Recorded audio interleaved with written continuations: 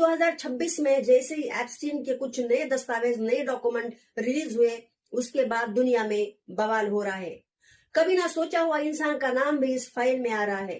तो अभी आप सोचेंगे कि ऐसा कौन सा वो नाम है जो अभी सामने आया है। आप सुन के हैरान हो जाएंगे। जिनको हम बुद्धिज्म के सर्वश्रेष्ठ इंसान मानते हैं, उनका नाम इस फाइल में आया है, और वो है दलाई लामा। अब देखेंगे कि दलाई लामा कौन है। दलाई लामा तिब्बतन के सर्वोच्च स्पिरिचुअल गुरु माने जाते हैं। दलाई लामा तिब्बती बौद्ध धर्म के गेलुप संप्रदाय के सर्वोच्च आध्यात्मिक गुरु माने जाते हैं, जिन्हें करुणा का, बुद्ध का पुनर्जन्म माना जाता है। वर्तमान में वो 14वें दलाई लामा तेंजिन ग्यात्सो है, जिनका जन्म 1935 में हुआ था। 1959 में चीन के कब्जे के बाद भारत के धर्मशाला में निर्वासित जीवन व्यतीत कर रहे हैं और विश्व में शांति और अहिंसा के प्रतीक माने जाते हैं।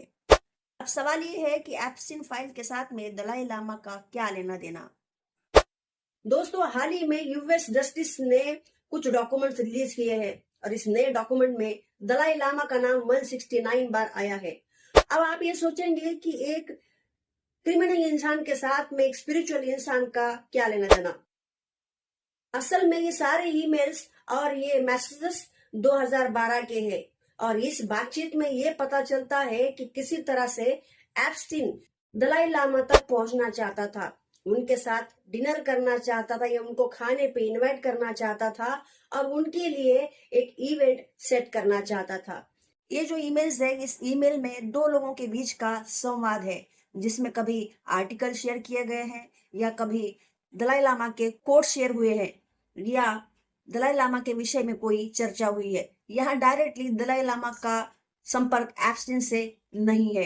ये विषय चर्चाओं में और ज्यादा इसलिए आ रहा है, उसका रीजन एक है। मशहूर अमेरिकन जर्नलिस्ट माइकल वॉल्फ ने सनसनीखेज दावा किया है कि उनका कहना है कि उन्होंने खुद दलाई लामा को एप्स्टीन की न्यूयॉर्क वाले घर पर देखा था। वॉल्फ के मुताबिक उस वक्त दलाई लामा वहां किसी स्पिरिचुअल मीटिंग या शायद डोनेशन के सिलसिले में गए हो सकते हैं। हमें यहाँ याद रखना होगा कि उस वक्त तक एप्स्टीन की असलियत दुनिया के सामने नहीं आई थी और वो अपने आप को एक बहुत बड़ा दानवीर समझता था और ऐसे ही बड़े बड़े लोगों के साथ संपर्क करना चाहता था, उनसे मिलना चाहता था ताकि वो दिखावा कर पाए। इसीलिए वो बहुत सारे लोगों को फंड और डोनेशन भी करता था। अब आते हैं सबसे बड़े सवाल पर कि क्या दलाई लामा ने कुछ गलत किया है।